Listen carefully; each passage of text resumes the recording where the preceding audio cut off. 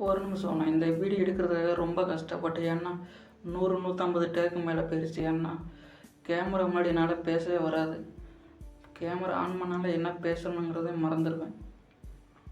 அப்புறம் எதுக்குடா வீடியோ எடுத்து போடுறீங்கன்னு கேட்டிங்கன்னா, எனக்கு பேசணும்னு தோணுச்சு, நான் எடுத்து போடுறேன்.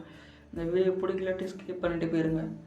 கமெண்ட் எதுவும் தப்பாக பண்ணிடுறாங்க. ஏன்னா பாருங்கள், அந்த வீடியோவில் நிறைய டேக் எடுத்திருப்பேன். கட் பண்ணி போட்டிருப்பேன்.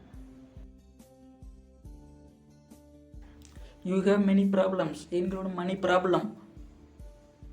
நீங்கள் நினைக்கிற மாதிரி டேஞ்சரான அடிக்ஷன், ட்ரக்ஸ் அடிக்ஷன், பவுன் addiction, smoking addiction, alcohol addiction இதெல்லாம் இல்லை.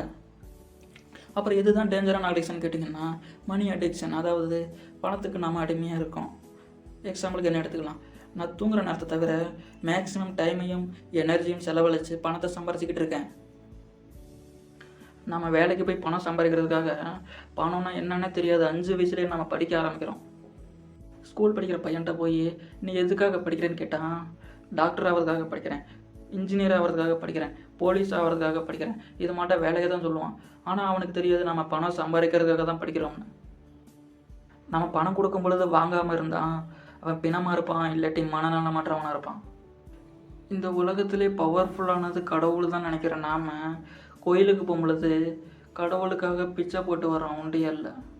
அப்போ இந்த கடவுளை விட பணம் உயர்ந்ததாச்சா? நீங்கள் நினச்சிக்கிட்டு இருக்கீங்க பணம் தான் வாழ்க்கை, பணம் இருந்தால் தான் உயிர் வாழவே முடியும்னு. ஆனால் நமக்கு பணம் தேவையே இல்லை.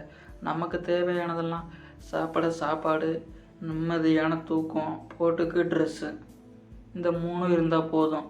இதனால் வந்தது தான் பணம். நான் என்ன நினைக்கிறேன்னா, இந்த 2050லலாம் பணங்கிறதே இருக்காது.